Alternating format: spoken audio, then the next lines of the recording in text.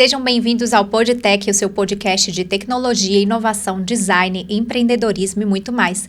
Para fins de acessibilidade, vou me autodescrever. Eu sou Agatha Silvestre, uma mulher branca de cabelos escuros mais ou menos na altura dos ombros, visto a camiseta do projeto escrito High Tech Curse, e hoje eu tô com uma blusa de frio porque o estúdio aqui tá bem friozinho. Lembrando que essa é uma parceria da Secretaria de Ciência, Tecnologia e Inovação do Distrito Federal com o Instituto Haja Brasil. E hoje temos uma convidada muito especial.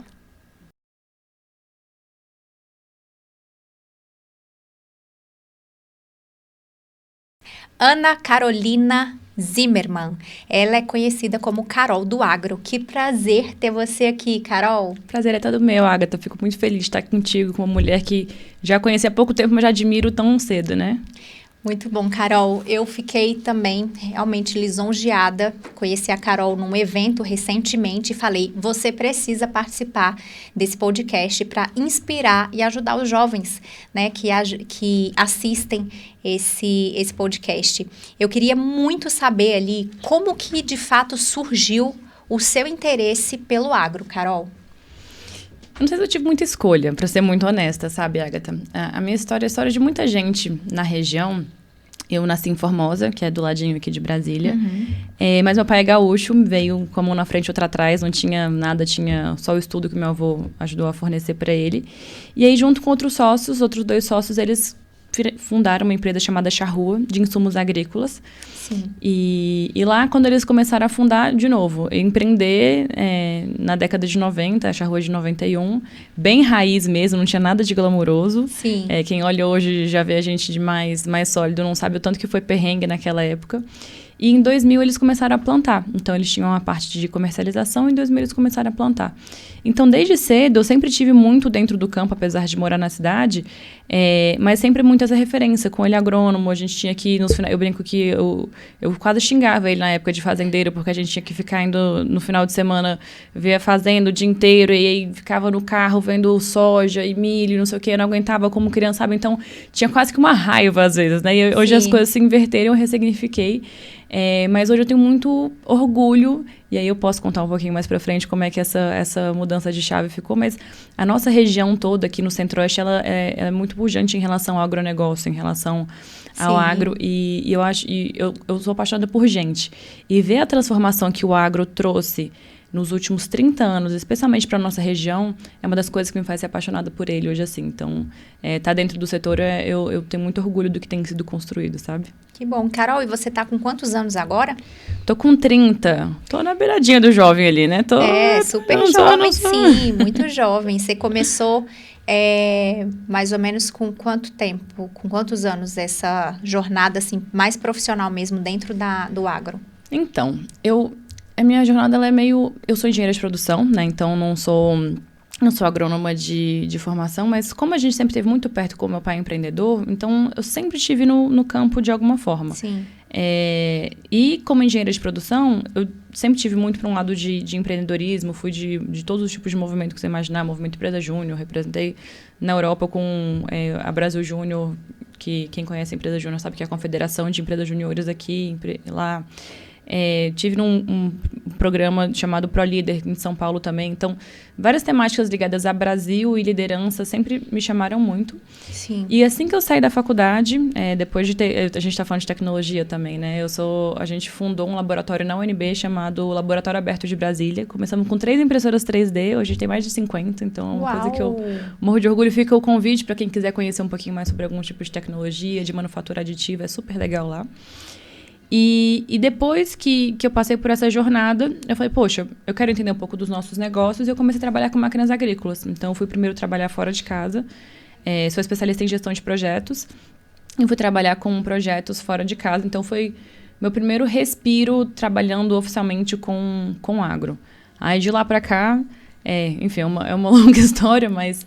eu conheci um programa chamado CNA Jovem, que o CNA, para quem não sabe, não é só o curso de inglês, também é a Confederação de Agricultura e Pecuária do Brasil, né? Como se fosse... A gente tem CNI, CNC, enfim, tem a CNA, que é a parte de agricultura. E a CNA tem um programa chamado CNA Jovem, inclusive, recomendo para todos os jovens que têm menos de 30 anos, alguma ligação com o setor. Foi uma formação de quase 1 ano e meio. Uau! Começamos 3.700 na minha época. Foi a 4ª edição. Depois viramos 80, e aí desses 80 a gente foi fazendo uma série de projetos e tendo aula do setor, aula de Brasil, entendendo quais eram os desafios. E aí a gente tinha 5 grandes temas que a gente podia se aprofundar: a parte institucional, política, sindical, educacional e empresarial. E eu comecei a me apaixonar pela parte institucional e essa comunicação entre o campo e a cidade. Porque imagina, eu fiz o UNB, né? E tem o agro. A gente vive num mundo hoje, no Brasil, que já é polarizado. Então, essa dicotomia entre o campo e a cidade, eu falo, nossa, gente, as pessoas realmente não entendem os contextos uma das outras. Eu comecei a me apaixonar por isso e eu queria contar as boas histórias. E aí, quando eu estava começando a contar as boas histórias e entendendo e desenvolvendo o programa da CNA Jovem, eu conversei com o meu ex-chefe na época, era meu chefe. Ele era o presidente da empresa de máquinas agrícolas aqui chama da John Deere, uma representante. Uhum. E era quase véspera de Natal, e eu comecei a falar que eu estava empolgada de contar sobre comunicação, e ele também ficou empolgado. Ele falou, vem cá, por que você não vai viajar ao mundo? Eu falei, você tem razão. Aí no dia seguinte, eu pedi demissão, eu com minha carta de demissão, ele ficou meio chocado. Era assim, tinha acabado de acontecer o Covid, a gente fechou o Covid, abriu um pouquinho e estava fechando de novo. Uhum.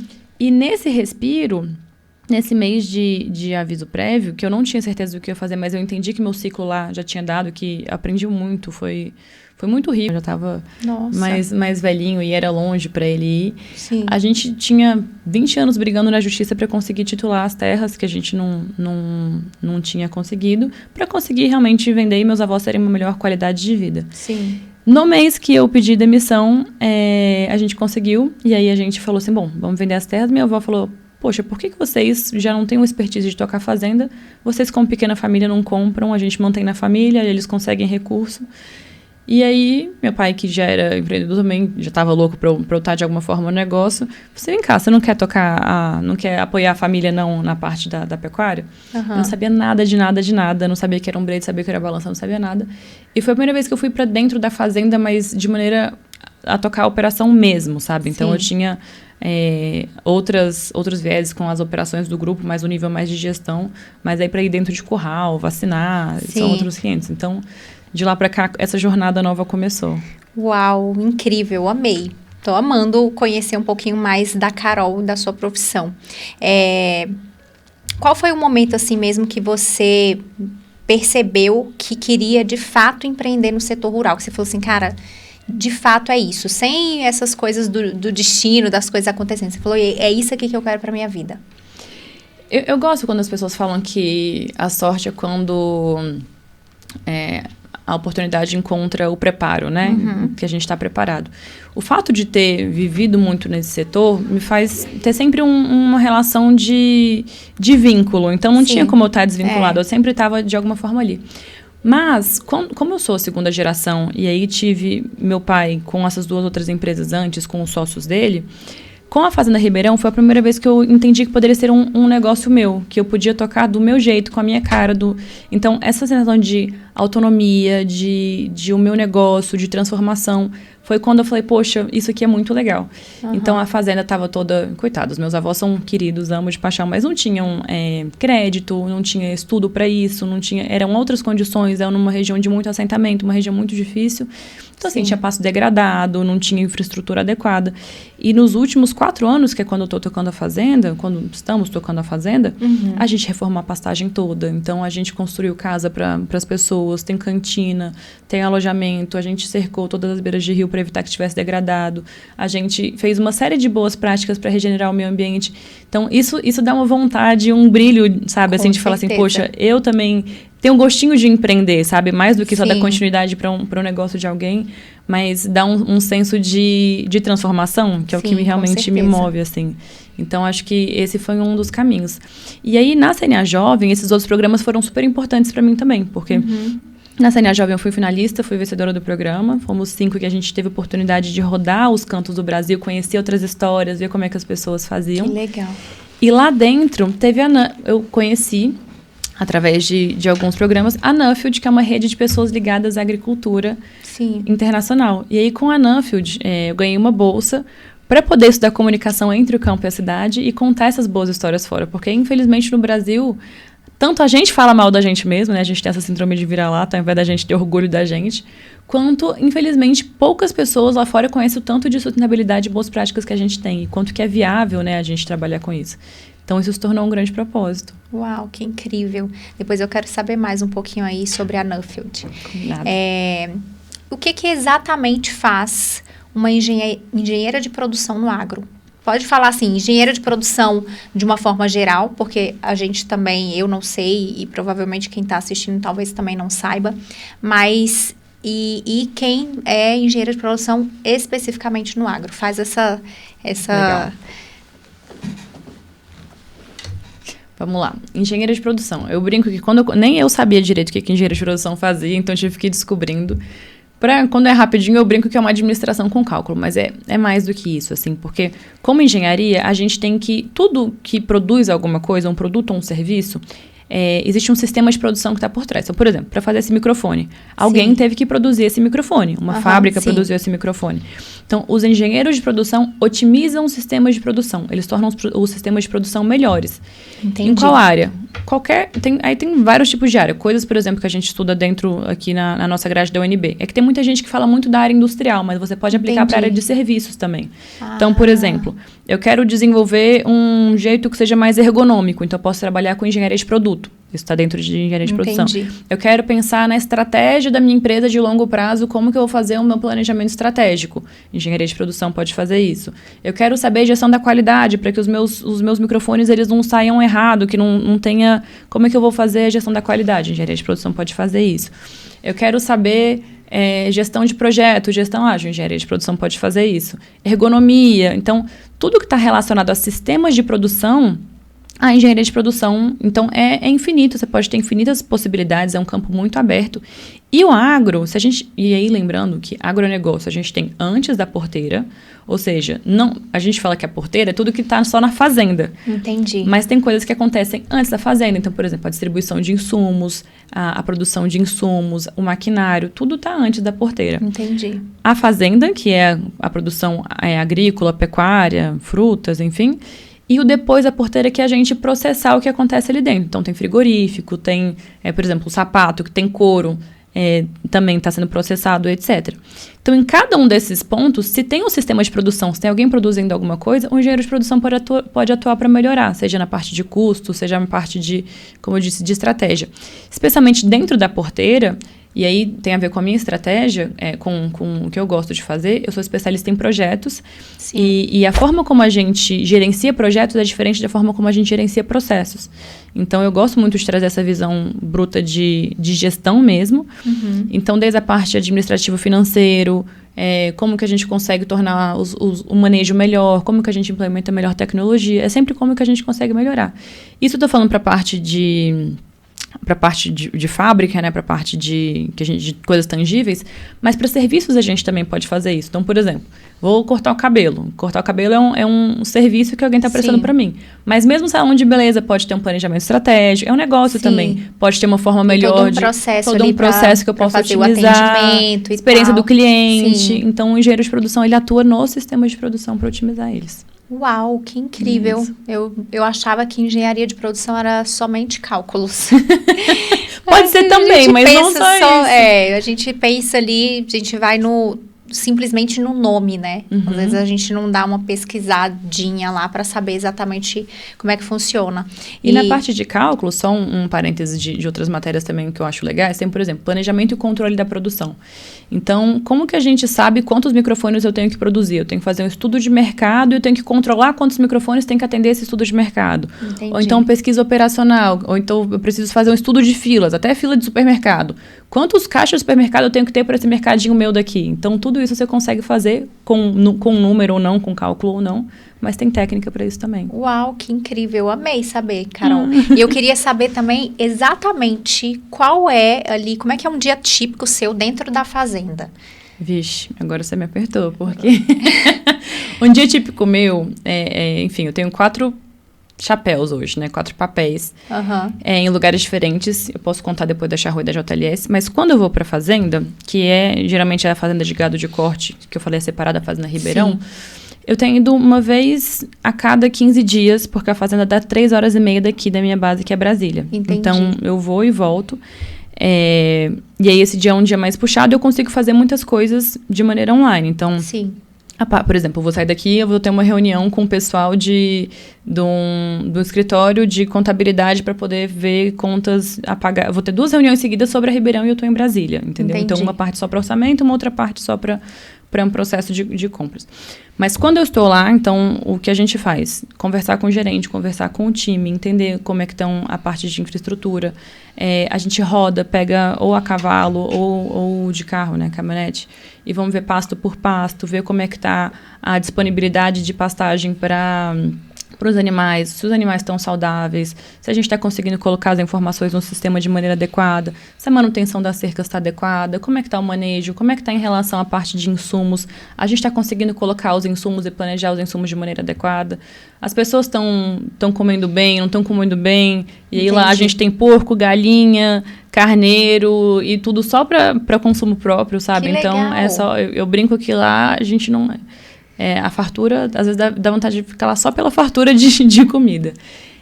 Então, a gente passa o dia rodando e conversando muito com as pessoas, mas de uma forma Tem uma expressão que é o gemba, né? Depende, uma expressão japonesa, que é você ir para o local e entender como é que funciona lá. Então, os meus dias na fazenda tem essa carinha.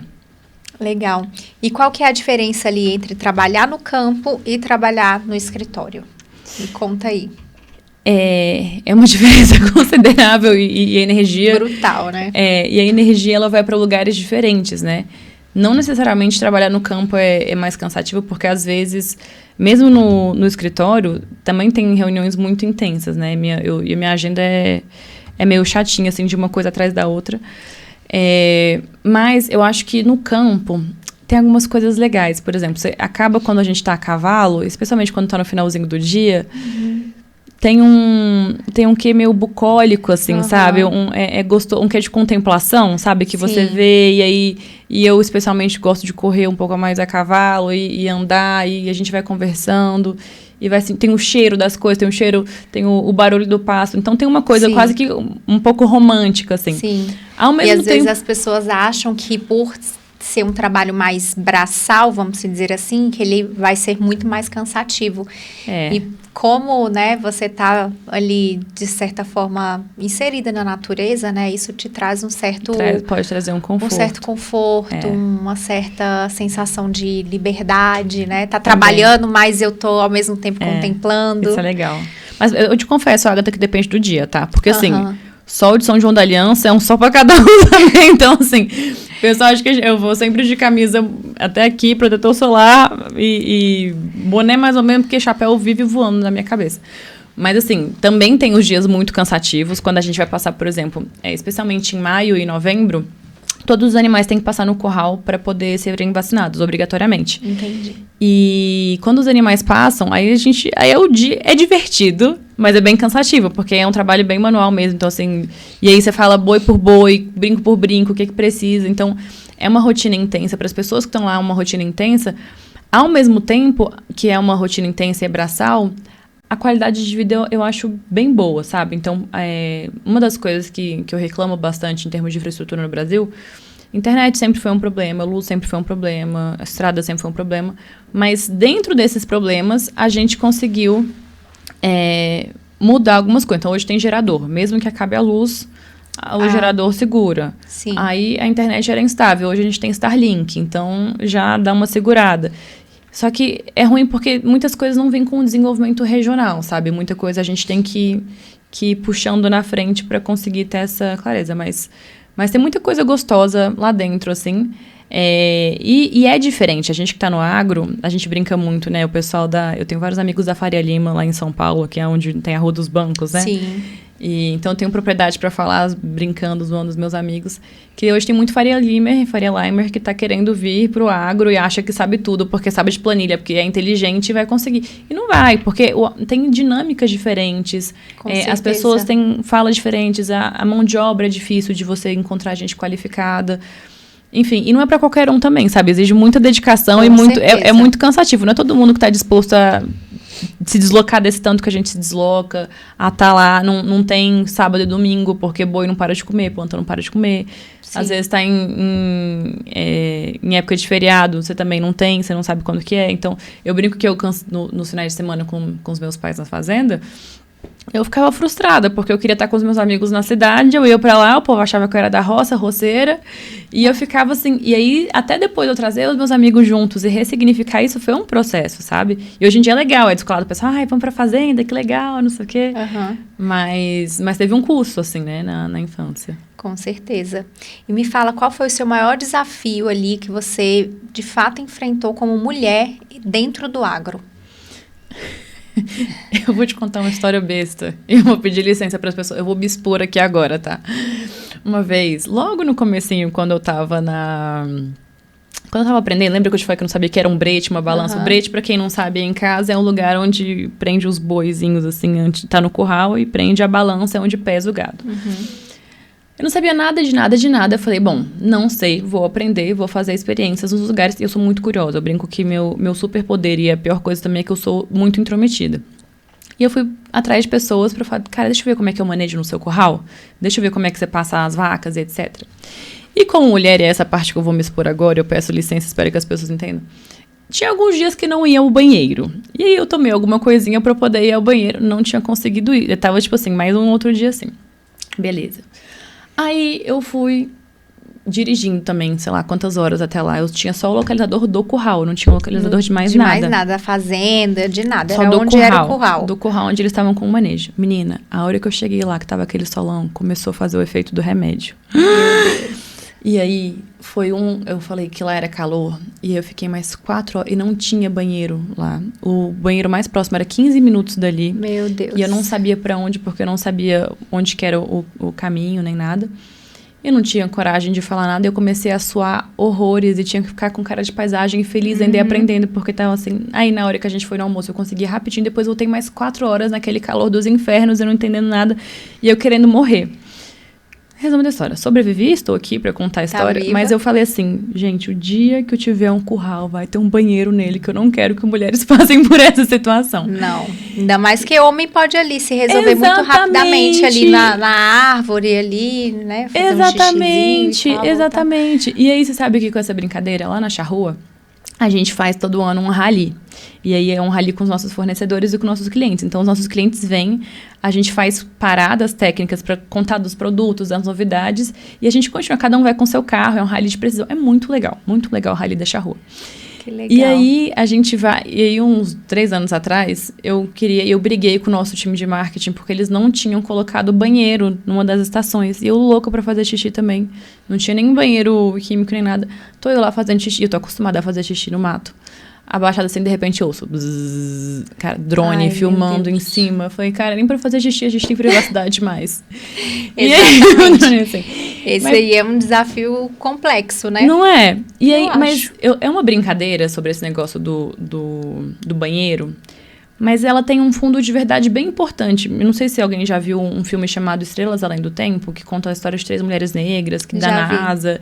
E ela falava sobre ela ter que ir no banheiro, que ela não podia ir no banheiro de brancos. Sim. E eu me senti muito identificada logicamente, né, as devidas proporções com ela, no sentido de o quanto que a infraestrutura também importa, o quanto que ser pensado para mulheres também importa, o quanto que a gente pode ou não estar bem-vinda. Então, eu estou numa posição de muitos privilégios, né? De ser segunda geração. Então, meus pais já abriram muitas portas para mim, de quem veio antes, etc.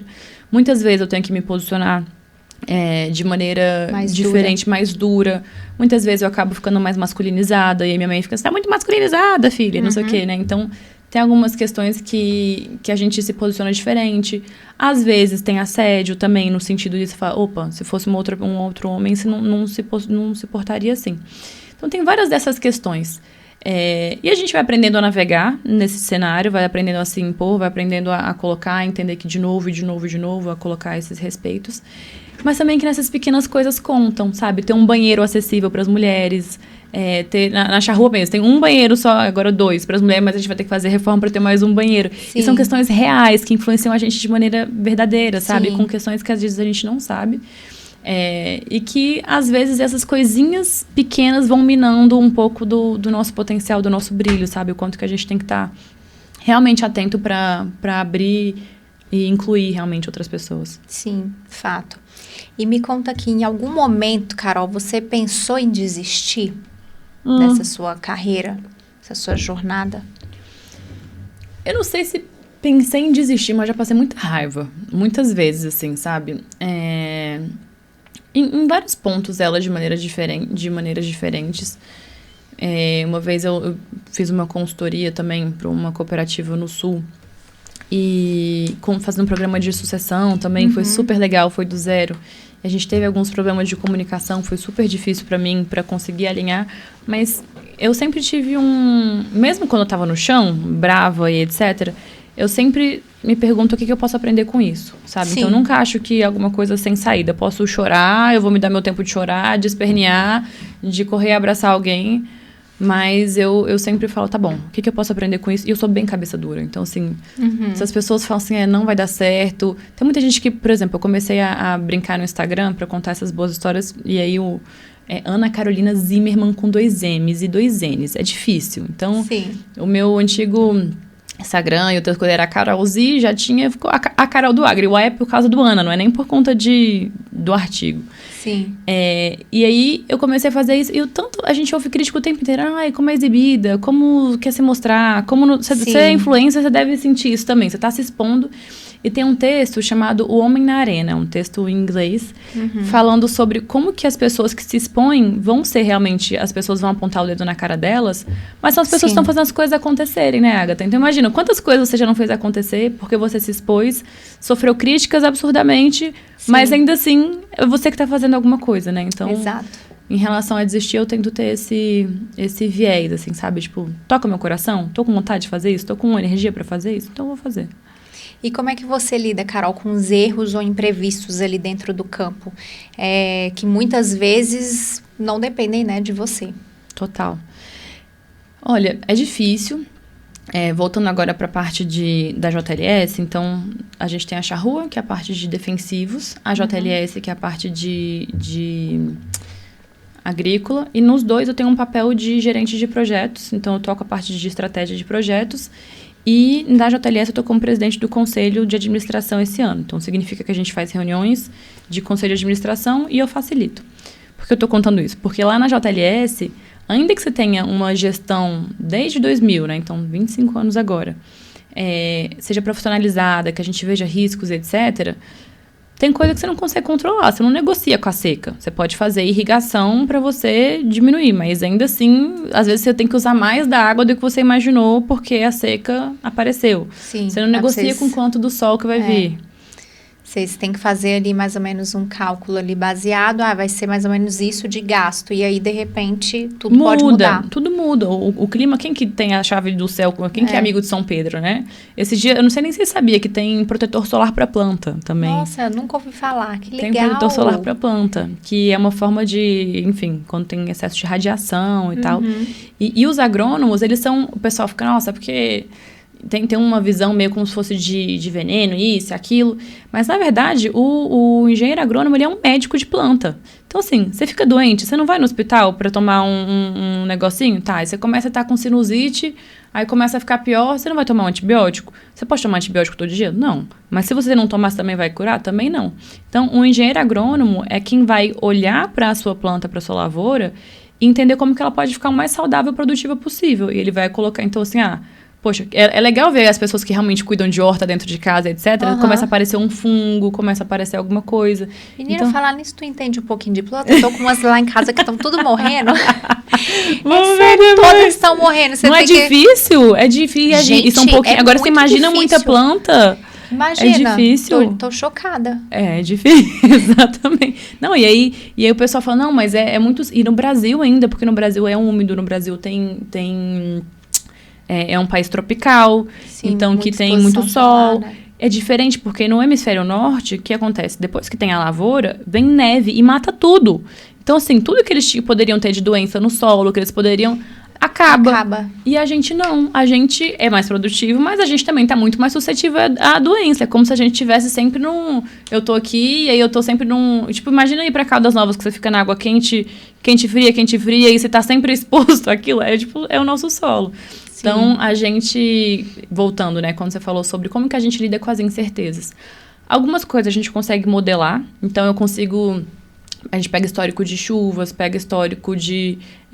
hoje tem a gente chama de agricultura de precisão. Consegue ver por satélite como é que está o solo, consegue planejar quanto de insumo que eu preciso colocar em cada quadradinho. Porque você não coloca... Igual você tem... Você tem 2 filhos, certo? Uhum. Os 2 filhos comem igual? Não. Você vai dar o mesmo tipo de comida para os 2 filhos? Você vai gostar de um jeito, de outro e tal.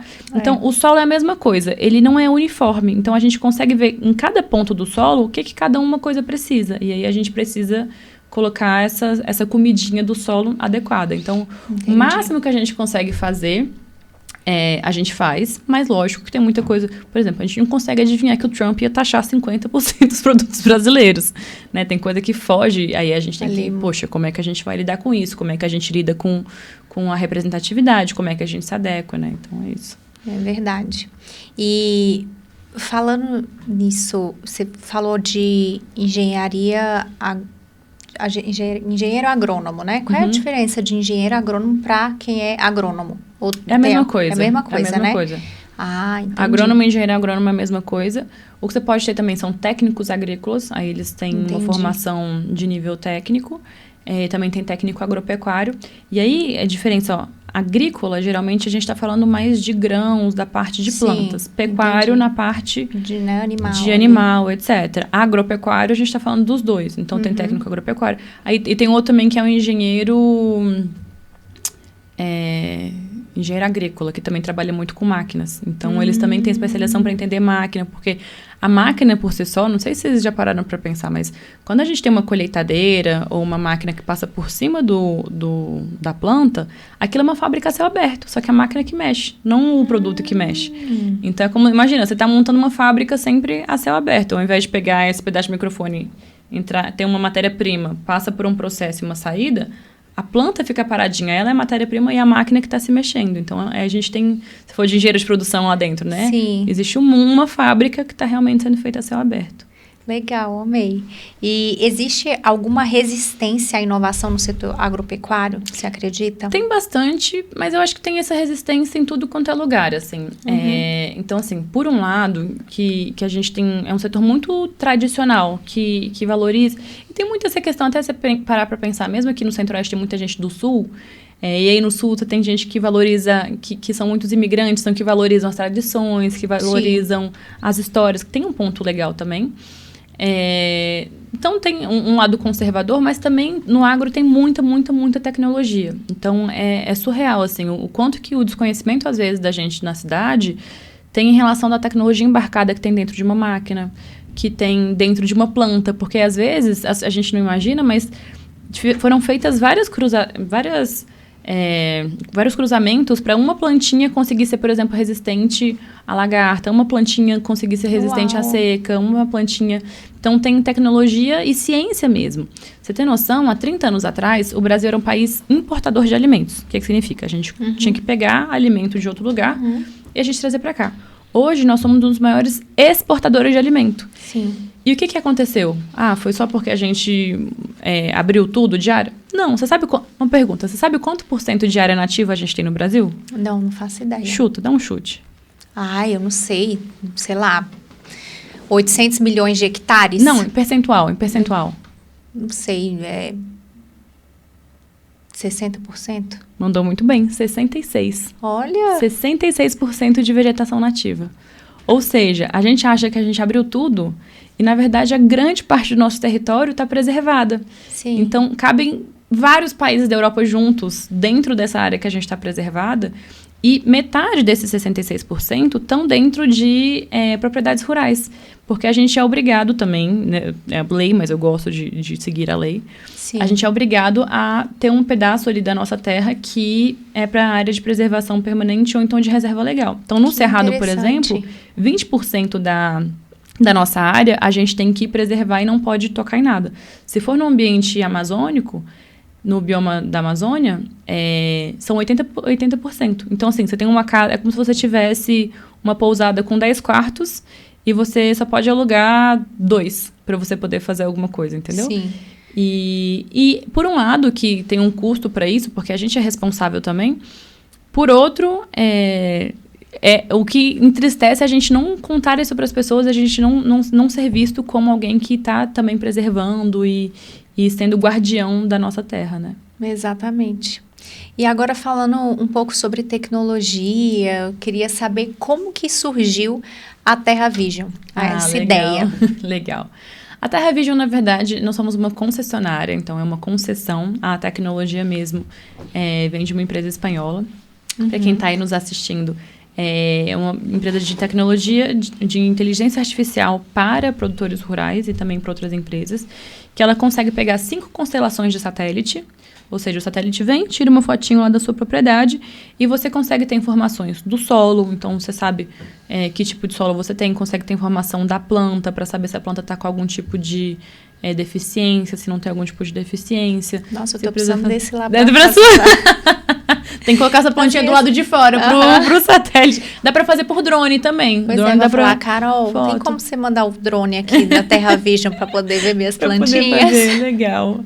E aí dá pra saber quanto que tá precisando lá direitinho.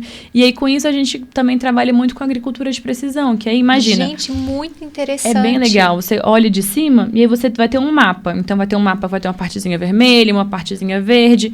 Aí você vai falar, poxa, na partezinha que tá vermelha eu preciso colocar mais calcário.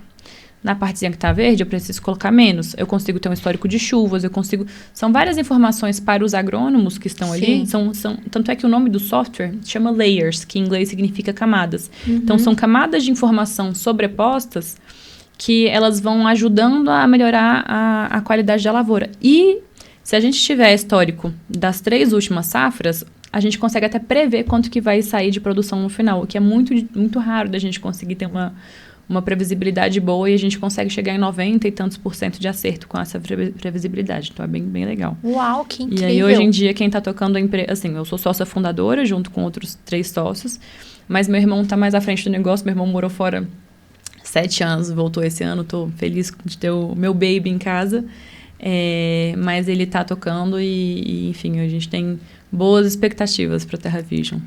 Uau, achei realmente incrível pra você ver, né, que bom que vocês trouxeram, né, esse tipo de tecnologia pro Brasil, enfim, já é espanhola, né, mas ainda assim é algo extremamente inovador. Você ver que até setores que às vezes a gente não imagina que a tecnologia ou a inteligência artificial vai entrar, ela entra, né, tá tudo muito global, né? E Agatha, eu acho muito interessante. Muito legal o que você falou, porque assim, uma das coisas que eu mais brigava, eu sou engenheira de produção, e vou ser muito honesta, acho legal planta, Sim. Mas é o amor da minha vida? Não, eu não sou apaixonada, meu pai é apaixonado de entrar lá, de ver, eu vou por obrigação, mas não vou por paixão. Mas tem várias outras coisas que eu sou apaixonada dentro do setor. O que eu quero dizer com isso? Que tem espaço para todo mundo. Tem espaço para advogado, tem espaço para marketing, tem espaço para psicólogo. A gente começou cada vez mais a fazer formações de desenvolvimento da nossa liderança. Tem espaço para todos os tipos de engenharia. Então, a gente tem várias construções que a gente faz o tempo inteiro, seja de barracão, de galpão, de infraestrutura. Sim. Então, é um setor que tem muito a ver com a nossa vocação no Brasil. Sim. Falta gente qualificada, não só na parte de agrônomos, especialmente na pecuária. Eu estou sentindo muita dificuldade, porque tem gente que vai para a cidade e às vezes não quer voltar, mesmo que a qualidade de vida seja legal e etc. Mas a gente falta mão de obra especializada para lidar com os animais, para poder tratar. Mas tem um mundo de coisas que a gente pode fazer ali dentro dos mais... Médico, a gente precisa de médico para segurança do trabalho. Sim. Precisa, sabe? Então, assim, eu consigo pensar... Tem um mundo todo, num né? mundo. Isso eu tô falando só dentro da porteira. Tem fora da porteira também, sabe? Entendi. Tem antes, tem na parte de frigoríficos, enfim. Então, existe um mundo, mas que a gente precisa começar a entender essas dinâmicas, porque... Quando a gente vive o agro, ele é um outro bicho, sabe? Sim. Ele é uma outra linguagem, é um outro sentimento. É um sentimento de muito trabalho, de ser muito duro. Sim, não é um negócio que recompensa. Tem muitos ciclos, é tudo de longo prazo. Então, é diferente de, por exemplo, eu quero só ser programador, vir uma outra empresa e muda. Não, porque o bicho não para, sabe? Então, você tem que acompanhar esse ciclo. Sim. Mas ainda assim, por exemplo, programadores. Eu conheço a gente tem gente dentro da Charrua, que é da Charrua e da JLS, que está com papel de programação, para a gente ter informação e inteligência de dados. Então, isso está cada vez mais e mais e mais. Tem muita tecnologia que a gente usa e precisa mais. Nossa, incrível, Carol. Realmente amei saber isso. E eu queria saber, aproveitando já esse gancho, que conselho que você daria para quem quer empreender ali no agronegócio? Acho que a primeira coisa o Einstein falava que se a vida dele tivesse 1 hora, né, e dependesse de um problema, ele passaria 55 minutos estudando qual pergunta e 5 minutos resolvendo o que era. A minha impressão é que, às vezes, a gente muito mais vai propondo soluções sem saber se elas realmente são um problema ou não. Sem saber se a solução para quem. Para quem que a gente está vendendo isso, quem que são as pessoas. E eu vejo que quando tem algum setor, e aí cada setor...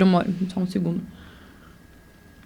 Cada setor tem o seu boom algumas horas, as pessoas querem ir para lá, mas sem ter a profundidade. Então, eu diria que a primeira coisa, se alguém quer ir para o agro, independentemente de qual foi o seu nicho, é sentir, conversar com as pessoas, entender como é que funciona. Porque, de novo, a linguagem é diferente. Infelizmente, a gente começou a ver um movimento de gente lá de São Paulo, da Faria Lima, empreendendo e aí quebrando, sabe? Então, assim, vai e não acha que, porque entende de negócios, vai e quebra. O que é ruim, por um lado, mas por outro, é quase como se fosse uma falta de... fosse um pouquinho de arrogância, sabe? Assim, no sentido assim, negócio tudo é igual.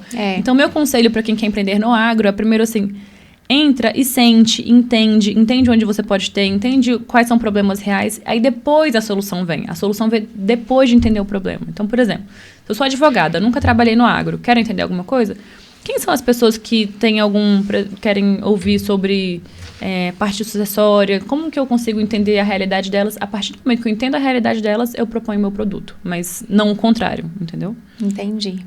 Muito legal. E você acredita, assim, quais habilidades que você, de fato, considera essenciais para quem quer liderar uma equipe dentro desse setor? Resiliência. Muita. Em qualquer setor, na verdade, né? Porque, enfim, a gente vive em momentos muito instáveis, polarizados. É difícil a gente conseguir lidar. Então, eu vou te dar o meu depoimento dentro da própria Ribeirão, que é uma fazenda que a gente transformou nos últimos 4 anos, mas ainda assim dá muito trabalho. Sim. A gente infelizmente, tem uma rotatividade alta. Porque eu fico imaginando se administrar uma casa. Eu, às vezes, já tenho dificuldade para cuidar de uma plantinha.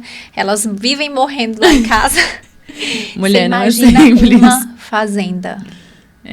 E na JLS são algumas, assim, sabe? São um grupo. E aí tem a Charrua, a JLS e a Ribeirão, que são negócios diferentes. Sim. Então, assim, os meus cabelos brancos estão escondidos aqui, não são à toa, tem motivos. Não, mas você tem 30 anos ainda. Tem muito show pra ter cabelo branco. Mas aí o legal é contar com pessoas também que a gente tem, graças a Deus, times muito bons. Em todos os negócios, a gente tem times muito bons.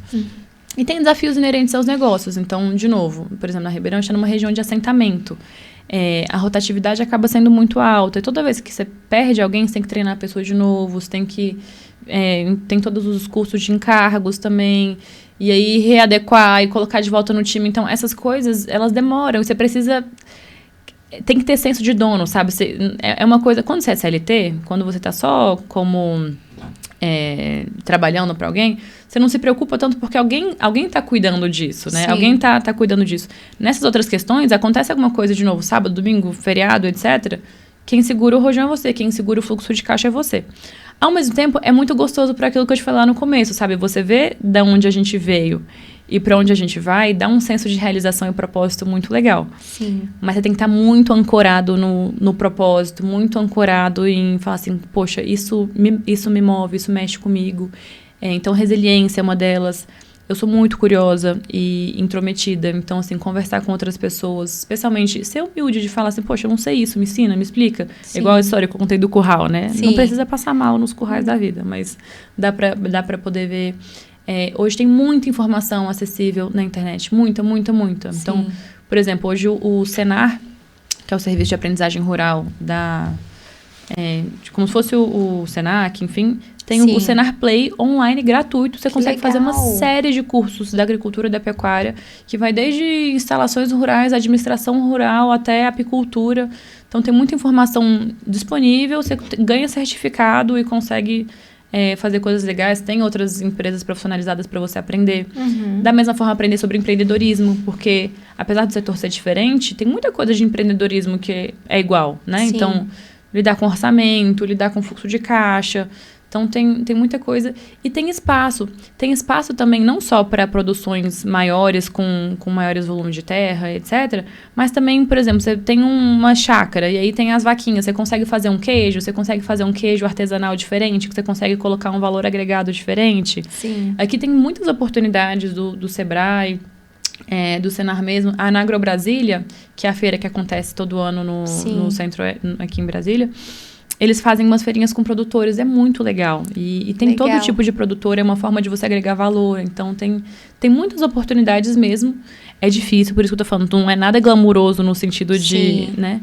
Dar trabalho, assim como tudo na vida dá trabalho. Sim. Mas tem oportunidades demais. Especialmente agora também com a pegada ESG. Então, ESG em inglês significa Ambiental, Social e Governança.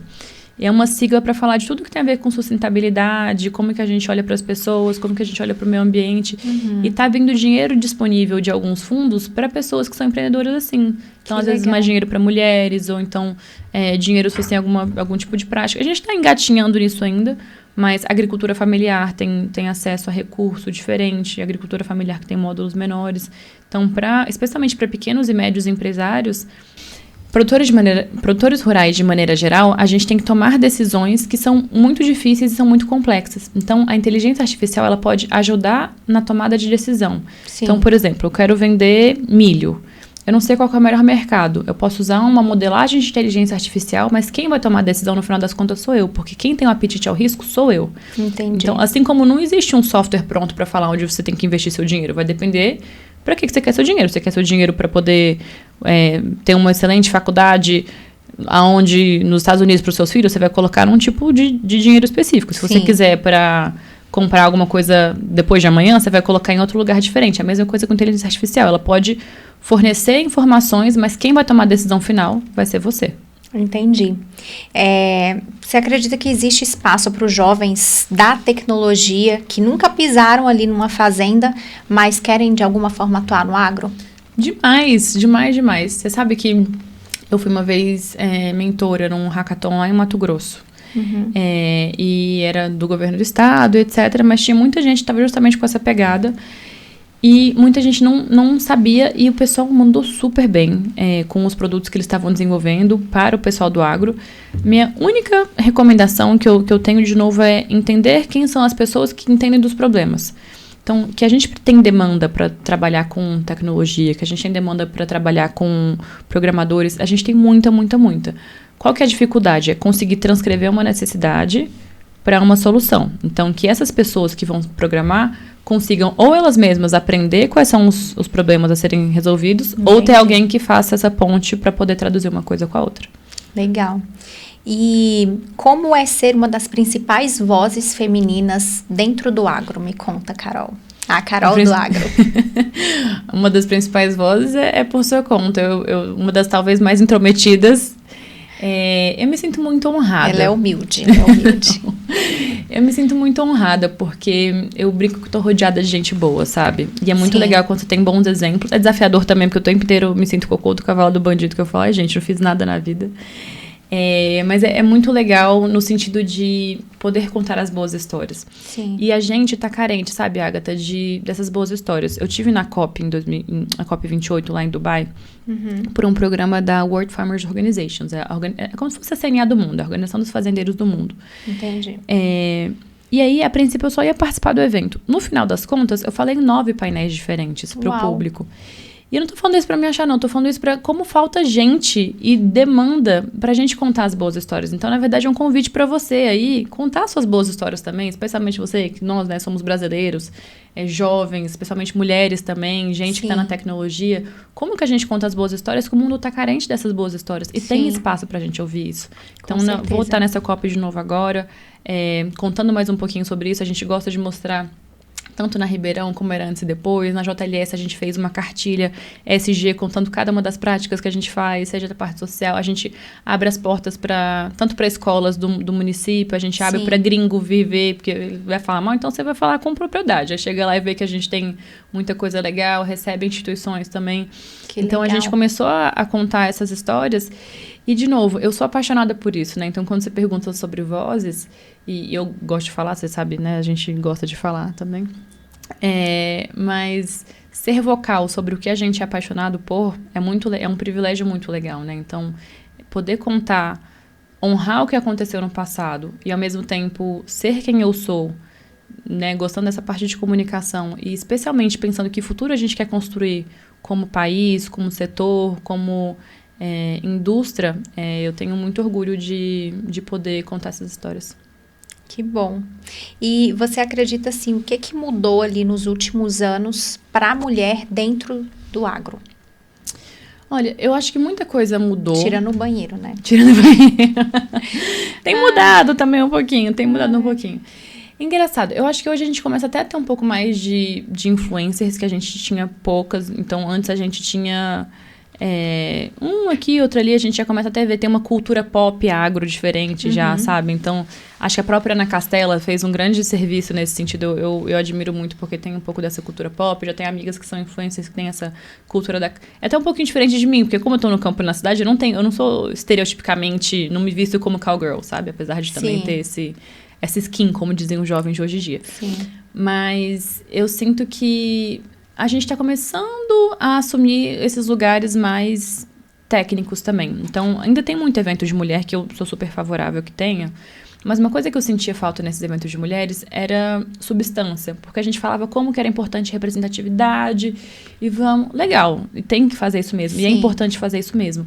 Mas eu também quero ver a mulher que é presidente do banco. Eu também quero ver a mulher que está ali nas contas. Eu também quero ver, sabe? Eu quero ver gente real que está executando e que está fazendo e abrir espaço para elas. Sim. Quando eu fiz o programa com a cooperativa, lá no Sul, eu me lembro que das coisas ativamente que eu quis fazer foi trazer palestrantes que também fossem mulheres. Porque quando a gente pensa nos nomes maiores que a gente tem lá, automaticamente a gente pensa em homens, assim, de maneira estereotípica. E eu falei, não, gente, não é porque não existe mulher, mas é que a gente demora um pouquinho mais para encontrar onde elas estão. E tinham mulheres maravilhosas e se tornaram grandes amigas depois, mas eu consegui trazer mulheres, assim, que depois até se tornaram scholars da Nuffield também. Que legal. Muitas outras mulheres. E eu sinto que a gente está começando a ocupar esses espaços. Semana passada, até a Paula Triaca, uma amiga minha querida, convidou a Elina também para palestrar no mesmo evento que eu, chama AgroPink Experience. E a gente trouxe isso, mulheres empreendedoras, que eu contei minha história, falei de planejamento estratégico. Então, era menos falar de representatividade por representatividade e mais tomar posse das nossas histórias e dos nossos lugares. Você acredita que o Brasil está pronto para liderar os sistemas alimentares do futuro? Com certeza, e do presente também, com certeza. E não só pronto, como já está fazendo. O que eu sinto que o Brasil precisa melhorar é a questão da nossa reputação, por vários motivos. Então, vou te dar um exemplo. A FAO é a parte das Nações Unidas de Comida e Agricultura, né? De Alimentação e Agricultura. E, recentemente, fizeram uma viagem para a FAO, pessoas que representam, e os nossos dados que a gente envia para a FAO não estão certos, porque o governo brasileiro não manda os dados certos. Então, eles têm que extrapolar os dados e pegar, sei lá, do IBGE ou então de outro lugar e ter dados lá dentro. Então, ou seja, dados internacionais que as pessoas usam sobre o Brasil, por exemplo, não estão certos porque a gente não se ajuda às vezes, entendeu? A gente mesmo não manda para lá. Ao mesmo tempo, o mundo hoje enfrenta 3 grandes crises. Então, a gente tem uma crise de mudança climática, né? A gente sente ela, querendo ou não, independentemente de que lado da ciência, a ciência fala que a gente está mudando. E a gente precisa de estratégias para poder combater isso e até para poder se adaptar às mudanças climáticas, porque se muda, a gente fica mais difícil também de fazer alimentos. Então, essa é uma crise. É complicada essa parte. A segunda coisa é em relação à energia, e então também a gente consegue ter energia através do agro. E a terceira é em relação à segurança alimentar. E o agro consegue ser pioneiro para essas 3 coisas, Entendi. em especial no Brasil. Então, no Brasil, a gente consegue fazer mais de uma safra, que na parte de cima do mundo eles não conseguem. A gente consegue fazer mais de uma safra. A gente consegue ser sustentável. A gente consegue capturar carbono, ou pelo menos ser carbono neutro. Sim. A gente consegue fazer isso de uma maneira que a gente inclua a sociedade. Então, para mim, o Brasil ele tem a cara do que é o celeiro do mundo hoje e também do futuro. A gente tem que, sim, olhar para as coisas ruins e endereçar elas. Então, assim, Carol vai falar que desmatamento não existe? Desmatamento ilegal existe. E essas pessoas precisam ser punidas. A gente tem problemas sociais sérios, temos problemas sociais sérios. Precisamos incluir as pessoas na transição e não deixar ninguém para trás? Precisamos. E a gente tem que assumir e trazer isso também. Enquanto a gente faz isso, a gente também tem que falar as coisas boas que a gente faz e se assumir como protagonista. Para tudo ir crescendo, né? Evoluindo. E crescendo. Então, o que mais me entristece é quando eu vou para fora e vejo brasileiro falando mal do Brasil. Ai, gente, mas que raiva. Que raiva que me dá de brasileiro falando mal do Brasil. Porque a gente tem muita coisa muito legal, sabe? Não verdade, só no agro, mas certeza. Você vai, o sistema financeiro também é nossa referência. Tem cabeças brilhantes no Brasil que são referências e a gente, às vezes, não sabe e a gente fica falando besteira, sabe? É verdade. Então, acho, sim, que o Brasil tem o potencial de resolver essas 3 grandes crises mundiais daqui pra frente. Que bom. E como é que você faz, assim, que você acredita, como, de fato, equilibrar produtividade e sustentabilidade? Engraçado que no Brasil, isso é uma coisa ainda lá fora, se você fala de plantio direto, o que é plantio direto? Antigamente as pessoas revolviam o solo e tiravam tudo para depois plantar. Hoje é possível você, na hora que você colhe alguma coisa, você deixar palhada lá. Ou seja, vai ter um restinho da plantação que veio antes e ela vai cobrir o solo. No que ela cobrir o solo, você pode plantar direto de novo. Ou seja, o nome disso é plantio direto. Ficou claro? Entendi. É uma caminha de palha que no Brasil a gente faz lá. Faz mais. Lá fora é mais difícil porque tem neve. Então, eles têm que quebrar a neve revolvendo. O fato da gente ter essa caminha de palha, chamada plantio direto, faz com que a gente consiga preservar água no solo. Que a gente evite erosão. Sim. Que a gente melhore matéria orgânica. Que a gente consiga melhorar uma série de coisas que em outros lugares a gente não consegue. Então, a gente consegue aumentar a nossa produtividade enquanto a gente preserva o meio ambiente e melhora o meio ambiente. Essa é uma das práticas. Tem várias outras práticas que a gente já faz no Brasil que a gente consegue aumentar a produtividade e também conseguir melhorar o meio ambiente. Por exemplo, quando eu consigo ter animais, que eu vou abater os animais mais novinhos, né? Que eles demoravam muito tempo e agora são menos. Eles vão ter menos tempo de fermentar, eles vão soltar menos gases metano, por exemplo, porque eles vão ser abatidos mais novos e eu vou conseguir aumentar a produtividade. Então, não são coisas antagônicas, pelo contrário. Quanto mais você consegue ser eficiente, mais você também consegue ser sustentável. Que legal. E por falar nisso, quais países ali, de fato, que te inspirou nas boas práticas agrícolas? Mulher, eu vou ser honesta contigo. Eu rodei um bocado de país, olha, especialmente na Nuffield. Para citar alguns, né? Fui para Nova Zelândia, a Austrália, Reino Unido, deixa eu ver, Japão, Indonésia. Até agora, eu não vi ninguém que tenha práticas melhores do que o Brasil.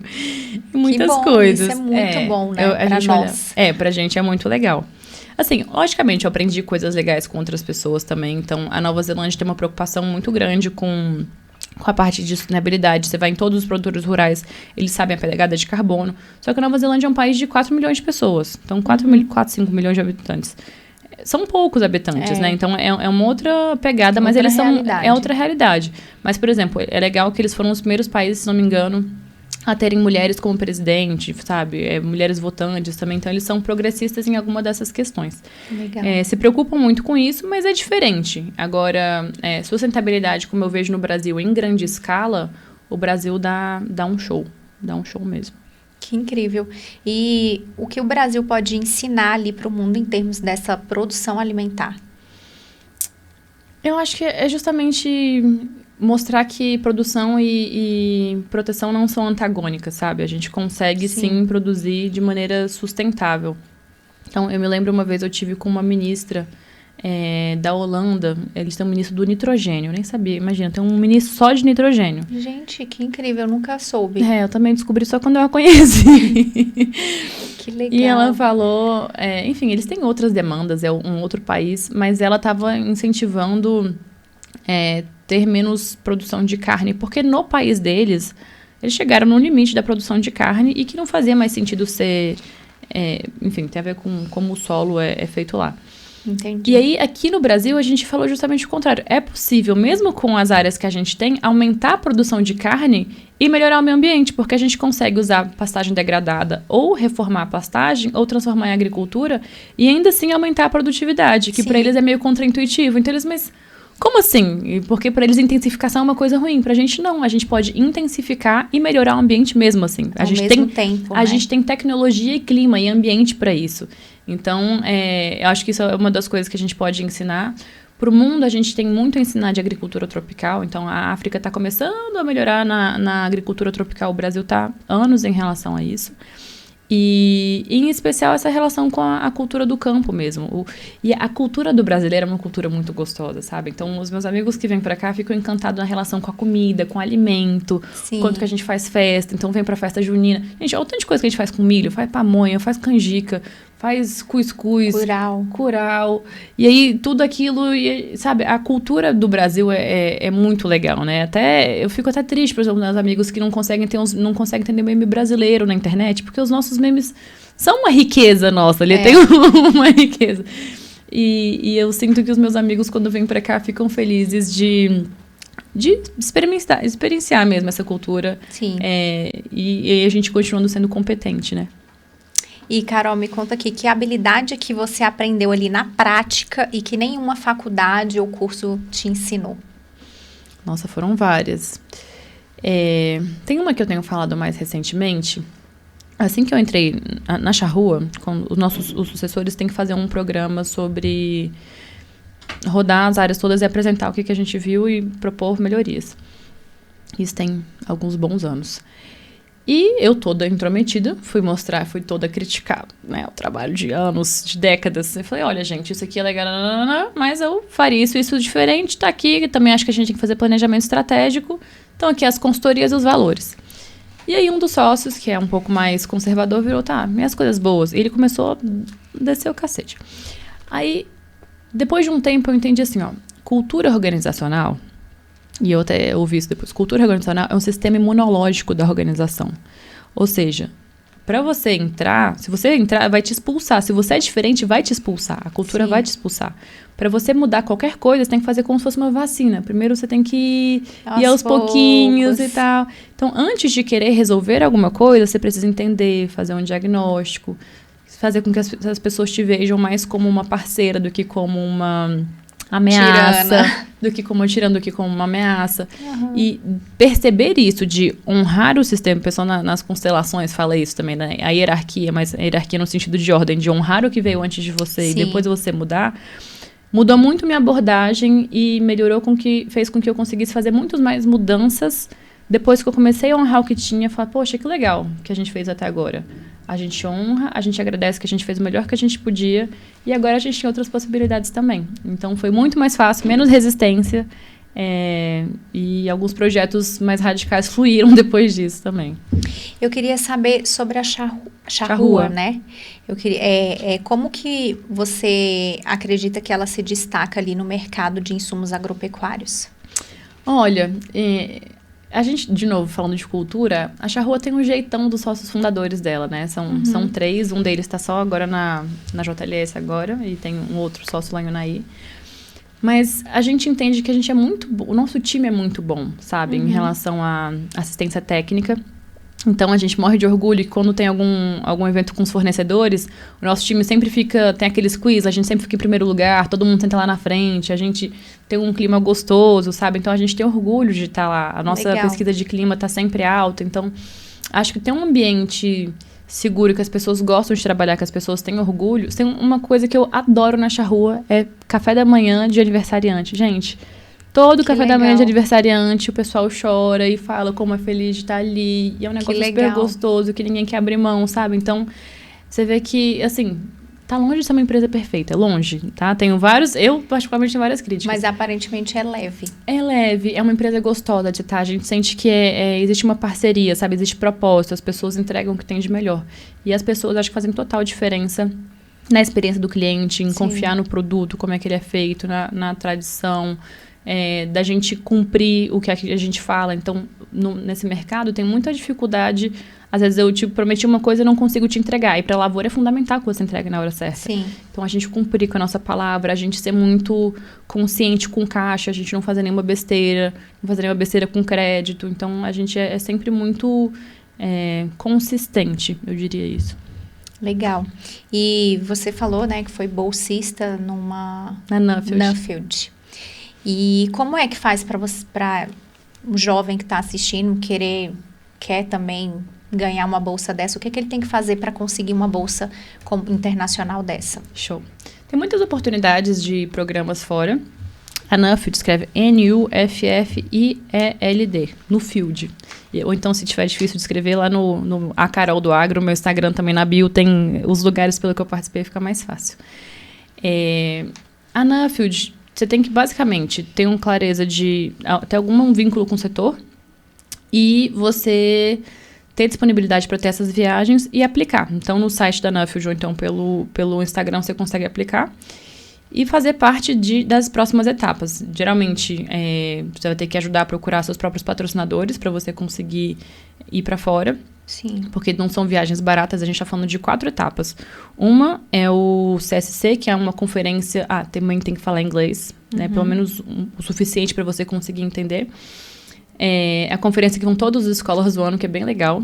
Ano passado a gente fez no Mato Grosso do Sul, em Bonito, então a gente recebeu vários gringos aqui, foi muito legal. Que fera.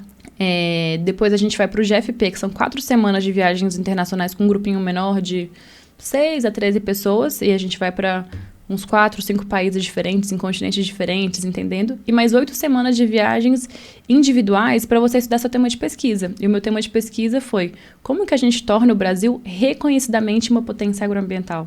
Como que a gente faz o Brasil realmente ser reconhecido incrível. Por isso? E aí, então, eu fui muito para Roma, porque é onde está a FAO, né? E, enfim, para a Europa, para outros cantos assim. E depois tem que fazer um relatório contando das suas viagens. Não é nada muito científico, mas é um relatório muito para concretizar as suas experiências que você teve. Então, eu super recomendo, para quem tiver interesse, tanto a Nuffield, que é um pouquinho para quem está com um pouco mais de experiência, quanto a própria CNA Jovem, que é um programa muito legal da casa, Sim. que também tem lá no meu @, a Carol do Agro. Tô falando isso, mas facilita muito. O pessoal, nossa, me conta disso. Foi lá na bio que tem tudo. Tem um programa da World Farmers Organization também, que é em inglês. Tem um outro aqui também no Brasil que a gente começou agora, chamado WFF, que é World Food Forum, que também está aberto para outras pessoas trabalharem assim. Então, Legal. Tem vários programas que estão surgindo e que eu sempre estou tentando trazer para essas pessoas que têm interesse como que elas podem se engajar. Sim, muito bom, Carol. E algum conselho que você daria para os jovens, independente de ser do agro, mas de experiência de vida sua mesmo, de toda essa sua trajetória? Algum conselho que você daria para os jovens que estão assistindo aí a gente hoje? Legal. Eu diria que uma das coisas que eu mais aprendi é que as regras são feitas pelas pessoas que estão na sala. Então, se você não está na sala, provavelmente alguém está tomando as decisões por você, né? Então, o fato de eu brincar que eu sou intrometida é que eu queria também participar das regras que estavam sendo feitas. Então, quais são os lugares onde que você vai? Você vai levar muito não, mas que você quer estar. Eu também me preocupo muito, especialmente com gestão da atenção nossa, que eu quero dizer, a gente está o tempo inteiro no celular, com vídeos curtos, parou de ler. Então, como que eu consigo ter um diferencial competitivo de ter minha atenção mais focada para alguma coisa, de eu conseguir começar e terminar projetos? Como que eu consigo usar meu propósito para além de ter essa atenção de peixe, né, que a gente brinca? E realmente contar essas boas histórias como brasileiros, a gente seguir em frente. E lembrar que, de novo, as regras são feitas pelas pessoas que estão na sala. Então, estejam nas salas que são importantes para vocês. Contem as boas histórias, sejam protagonistas e não desistam. Obrigada, Carol. Foi um prazer ter você aqui. Foi ótimo conhecer um pouquinho mais da Carol do Agro. né, de toda essa sua carreira e os insights que você deu, as curiosidades que você trouxe para a gente, que foram sanadas, e como a tecnologia, né, como vocês usam, né, de forma muito efetiva e eficaz a tecnologia hoje. Achei realmente incrível, foi enriquecedor. Te agradeço. Obrigada, te agradeço super, Agatha. Não se esqueçam de se inscrever também no nosso canal do YouTube e também nos seguir na rede social @hightechcurse. Lembrando que essa é uma parceria da Secretaria de Ciência, Tecnologia e Inovação do Distrito Federal com o Instituto Haja Brasil. Espero vocês. Até a próxima.